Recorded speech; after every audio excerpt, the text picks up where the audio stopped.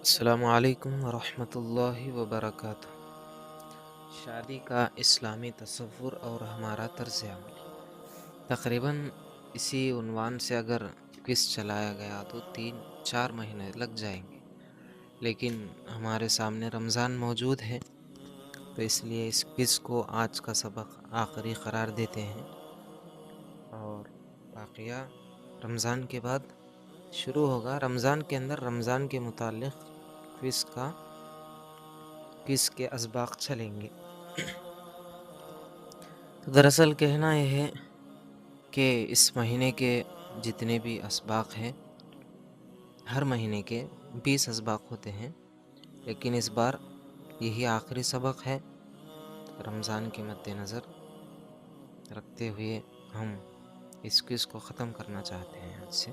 پھر 1 رمضان سے شروع ہوگا اور قریب 30 رمضان تک چلے گا۔ تو اس کے اندر جتنے بھی لوگ آج تک شریک تھے ان سب کو انعامات دینے کا بھی اعلان ہوا تھا پہلے سے، لیکن 1 مہینے کا بھی نہیں دیے ہیں، تو انشاءاللہ گروپ کے اندر اس کے مزید تفصیلات ہوں گے۔ تو آپ لوگوں کو اگر کسی طرح کا ڈاؤٹ وغیرہ ہے تو وہاں سے حل کر سکتے ہیں گروپ کے اندر۔ آج کا سبق اسی طرح آپ صلی اللہ علیہ وسلم کا ارشاد ہے، عورت سے محض اس کی مالداری کی وجہ سے شادی نہ کرو، ہو سکتا ہے کہ اس کا مال اس کو تمہارا باغی بنا دے، اور مرد سے بھی اس طرح نکاح نہ کرو کہ ہو سکتا ہے کہ اس کا مال بھی آپ کو باغی بنا سکتا ہے، اور نہ محض حسن ظاہر کی بنیاد پر کرو، ممکن ہے کہ اس کا حسن تمہیں ہلاکت میں ڈال دے، یا دھوکے کے ایک کلوٹی کم سمجھ مگر دیندار باندی تمہارے لیے صاحب حیثیت ہوگی۔ یعنی جس کے پاس حسن نہ ہو لیکن دینداری ہے، مردوں کو ان عورتوں سے نکاح کرنے کا کہا جاتا ہے، عورتوں کو ان مردوں سے نکاح کرنے کا کہا جاتا ہے، کیونکہ حسن اور مال کی بنیاد پر جو رشتے قائم ہوتے ہیں وہ جلد تباہ ہوتے ہیں۔ یہ اللہ کے نبی صلی اللہ علیہ وسلم کا فرمان بھی ہے، رشتے بڑوں کے ذریعے طے کیے جائیں۔ آج کل بے پردگی و بے حیائی کے شیوع اور کالجوں کی مخلوط تعلیم کے نتیجے میں باہمی رضامندی سے نکاحوں کا سلسلہ بھی چل پڑا ہے۔ لڑکے اور لڑکیاں چلتے پھرتے ایک دوسرے کے عشق میں مبتلا ہو کر آپس میں وعدے اور قسمیں کر لیتے ہیں، ایک دوسرے سے نکاح کر لیں گے، پھر نہ ماں باپ کی مانتے ہیں اور نہ خاندان کی، ان کی رائے کے برخلاف انہیں سب دشمن ہی معلوم ہوتے ہیں، کسی خیر خواہ نہیں سمجھتے۔ تو کہنے کا مطلب یہ ہے کہ اسلام نے عورت کو مرد کو پسند کرنے کی اجازت دیا ہے، اور مرد کو عورت کو پسند کرنے کی اجازت اسلام نے دیا ہے۔ اس کا مطلب یہ نہیں کہ غلط راستے اختیار کیا جائے، یہ تو بالکل ناجائز حرام ہے۔ اگر کہیں رشتہ پسند آ گیا تو ماں باپ کو کہہ دینی چاہیے اور ان کے ذریعے سے رشتے کو آگے بڑھانا چاہیے، نہ کہ اپنی لذتوں کے واسطے، اپنی خواہشوں کے مطابق اپنی زندگی کو غیر محرموں کے ساتھ بات چیت کرتے ہوئے وقت گزار لیے، آگے چل کر دھوکہ مل گیا تو بہت بڑا خطرہ ہوگا۔ مولانا عبد الماجد دریابادی رحمۃ اللہ علیہ باہمی رضامندی اور آپسی تعلقات کی بنیاد پر طے ہونے والے رشتوں کی ناپائیداری اور کمزوری کی حقیقت کھولتے ہوئے فرماتے ہیں، بیوی کی شکل و صورت کا سوال چند سال گزر جانے کے بعد کچھ اہم نہیں رہتا، درجہ ثانی پر آ جاتا ہے، نہ کہ نقشہ ہر جواں عورت کا مرد کے جذبہ شوق کو تسکین دینے کے لیے کم و بیش یکساں ہی ہوتا ہے۔ فطرت کہنا چاہیے کہ ہر جوان عورت کے چہرے پر مائع شباب کا غازہ مل کر، یعنی جوانی کا پانی جھڑک کر اسے مرد کے لیے قبول صورت بنا ہی دیتی ہے، لیکن ازدواجی زندگی کا سابقہ پڑھنے کے بعد، خصوصاً ہمہ عمری اور ہمہ جہتی سابقہ پڑھنے پر، صورت سے کہیں بڑھ کر سیرت کو اہمیت حاصل ہو جاتی ہے، اور سیرت کا مفہوم بڑا واسع ہے، میاں بیوی کا سابقہ دنیا کے تمام سابقوں سے نرالا ہے۔ یہ بات سب کے کام کی ہے اور بڑے تجربے کی لکھ رہا ہوں، اپنے اوپر خوب بنتی ہوئی اور خوب بھگتے ہوئے۔ حضرت مولانا محمد منظور نعمانی رحمۃ اللہ علیہ احادیث شریفہ کی روشنی میں اسلامی نکاح کا طریقہ کار بیان کرتے ہوئے فرماتے، رسول اللہ صلی اللہ علیہ وسلم نے اپنے طرز عمل اور ارشادات نکاح سے اور شادی کا جو عمومی طریقہ مقرر فرمایا ہے وہ یہ ہے کہ مرد کی طرف سے عورت کے اولیاء اور سرپرستوں کو پیام دیا جائے اور رشتے کی طلب و استدعا کی جائے۔ لڑکی والے اگر اس رشتے کو مناسب اور قرین مصلحت سمجھ لیں تو عورت کے عاقلہ و بالغہ صاحبہ رائے ہونے کی صورت میں اس کی مرضی معلوم کر کے اور کم سن ہونے کی صورت میں اپنی مخلصانہ خیر خواہانہ طریقوں کے مطابق رشتہ منظور کر لیں اور نکاح کر دیں۔ ظاہر ہے کہ یہی طریقہ فطرت و حکمت کے عین مطابق ہے، اور عورت کو یہ بھی اجازت اسلام نے دیا ہے کہ وہ جہاں چاہے وہاں نکاح کر سکتی ہے، اس کے اندر کسی کی کوئی زبردستی نہیں چلتی۔ اللہ کے نبی صلی اللہ علیہ وسلم نے اپنی زندگی کے اندر ایک عورت کا نکاح کہیں اور ہو گیا تھا۔ آپ صلی اللہ علیہ وسلم جانتے تھے کہ وہ عورت کہیں اور جگہ نکاح کرنا چاہتی تھی، لیکن اس کے ولی کہیں اور کر دیے۔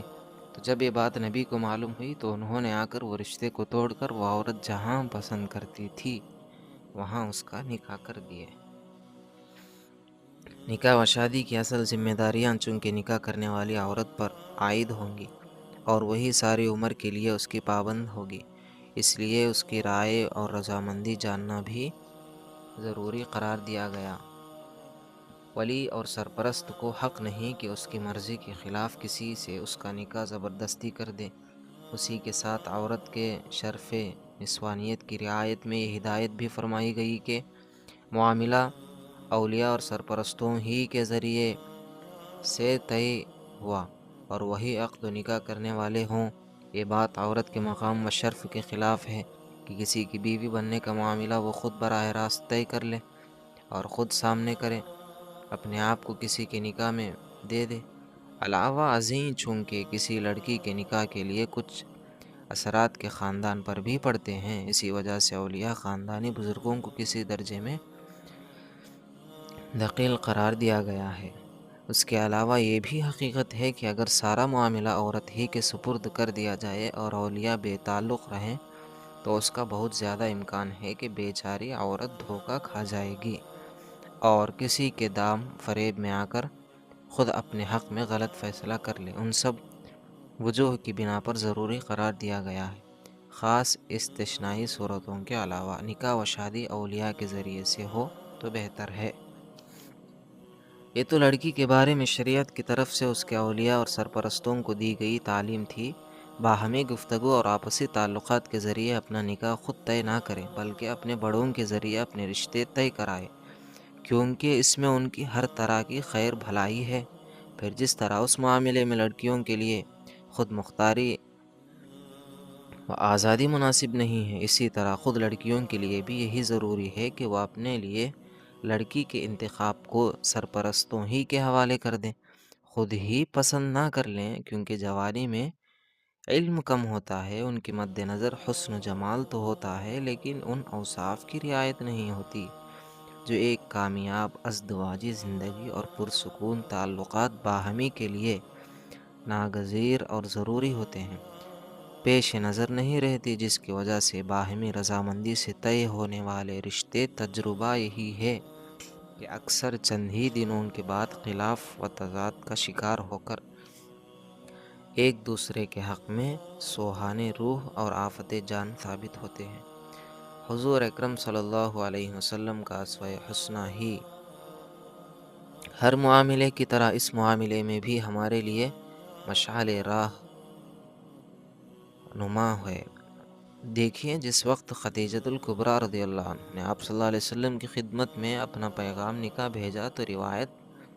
روایات سیرت سے معلوم ہوتا ہے کہ آپ صلی اللہ علیہ وسلم نے از خود فیصلہ نہیں فرمایا بلکہ اس پیشکش کو اپنے ولی اور سرپرست خواجہ ابو طالب کے سامنے رکھ کر ان سے اہم معاملے میں رہبری چاہی، اور پھر اس کے بعد قبولیت کا جواب بھیجا۔ تو کہنے کا مطلب یہی ہے کہ نکاح میں اپنی طرف سے پسند کر سکتے ہیں، لیکن اس کی کچھ حد ہوتی ہے۔ مثال کے طور پر لڑکے ایسا لڑکا چاہے کہ وہ دیندار ہو، لڑکا ایسی لڑکی چاہے کہ وہ دیندار ہو، بس ولی سے اتنا کہہ سکتی ہے کہ دیندار کو طلب کرے۔ اور جو لڑکا شرابی ہے، اس کے اندر کوئی گناہ ہے، جب رشتہ دیکھنے کے لیے گھر آتے ہیں تو شرافت شریف بن کر ہی آتا ہے، اس لیے وہاں ان کی غلطیاں پہچانا نہیں جا سکتا، اور لڑکی کے سامنے بھی وہ اپنی غلطیوں کو ظاہر نہیں کرتا۔ تو اسی چکر کے اندر لو میرج کے جو رشتے ہیں، محبت کے جو شادیاں ہیں، وہ شادی کے بعد ٹوٹ جاتے ہیں، بعد میں ان کے غلطیاں ظاہر ہوتے ہیں۔ اگر رشتہ ماں باپ طے کرے تو وہ دیکھتے ہیں کہ وہ کس فیصد میں اچھا ہے، وہ کتنے فیصد گناہ گار ہے، وہ کیا کیا برائیوں میں مبتلا ہے، وہ دیکھتے ہیں۔ البتہ رشتہ نصیب کی بات ہے، ماں باپ طے کرے تب بھی کچھ رشتے اجڑتے ہیں، خود اگر طے کر لیے تب بھی کچھ رشتے اجڑتے ہیں۔ تو اس کا مطلب یہ نہیں ہے، وہ تو ہماری تقدیر کا ہے۔ تو اس لیے ہمیں چاہیے کہ رشتہ طے کرتے وقت اچھا رشتہ طے کریں۔ ہمارا عنوان ہی یہ ہے کہ شادی کا اسلامی تصور اور ہمارا طرز عمل۔ البتہ اگر کسی لڑکے کو کوئی لڑکا لڑکی پسند آ گئے تو اپنے ماں باپ کو بتا دیں یا پھر کسی ذمہ دار کو بتا دیں۔ اگر اس چکر میں اپنی زندگی کو گزارتے رہے بعد میں چل کر پتہ چلا کہ رشتہ ہو نہیں رہا، تو اس میں کتنا نقصان اٹھانا پڑتا ہے۔ جب یہ بات ثابت ہو گئی کہ نکاح کے معاملے میں زوجین اپنے جذبات کے مقابلے میں بڑوں کے تجربات کو مقدم کریں، تو لازمی اور ضروری ہے کہ سرپرستوں کو بھی ان کے معاملے میں دیانت و امانت سے کام لیں، اور جہاں ظاہری صورت و شکل کا لحاظ کریں، وہیں دین و ایمان اور اخلاق و کردار میں خوب سے خوب ترقی تلاش کریں۔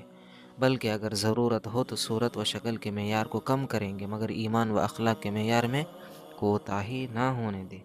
تاکہ رشتہ ان کے حق میں مسرت افزا اور سکون بخش ثابت ہو سکے۔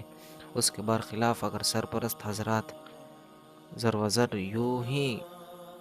تعلیم و تہذیب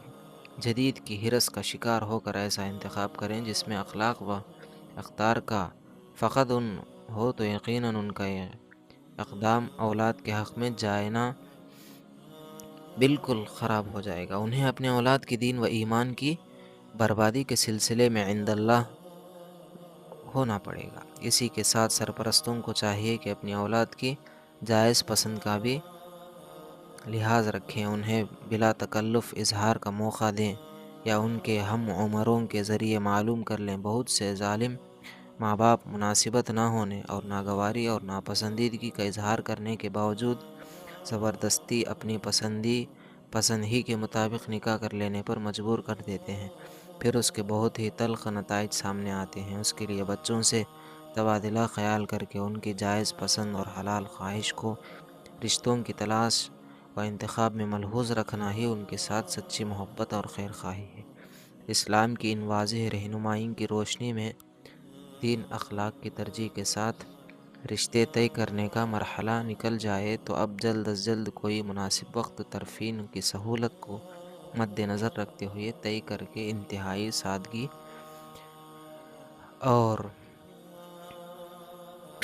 ان سب تمام چیزوں کا ساتھ دونوں کو نکاح کے بندھن میں جوڑ دیا جائے، تکلفات و اخراجات سے